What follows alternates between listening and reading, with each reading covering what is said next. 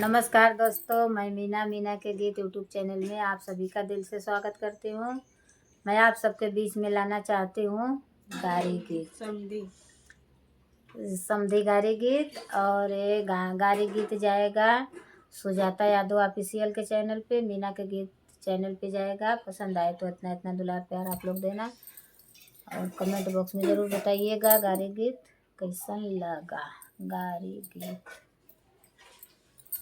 बाजी बाजी रे बधाई आवक नगरी, बाजी बाजी रे बधाई जनक नगरी।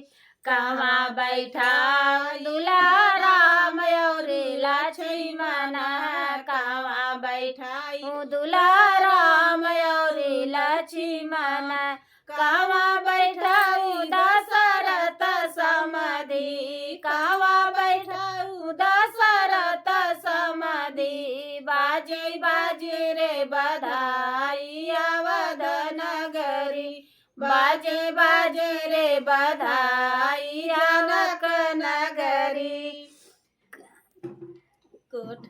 मड़वा बैठाई दुल्हा राम और लक्ष्मण, मड़वा बैठाई दुल्हा राम और लक्ष्मण।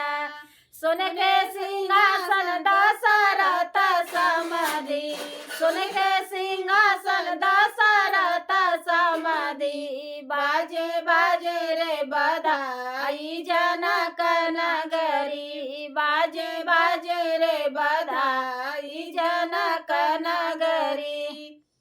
कहू खियाई दुल्हा राम और लक्ष्मण, कहू खियाई दुल्हा राम और लक्ष्मण, कहू खियाई दशरथ समधि, कहू खियाई दशरथ समधि। बाजे बाजे रे बधाई जनक नगरी, बाजे बाजे रे बधाई जनक नगरी।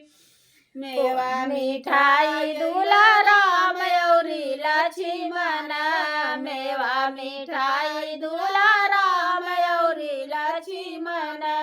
पुड़िया छवानी दशरथ समधि, पुड़िया छवानी दशरथ समधि। बाजे बाजे रे बधाई जनक नगरी, बाजे बाजे रे बधाई जनक नगरी, बाजे बाजे रे बधाई जनक नगरी।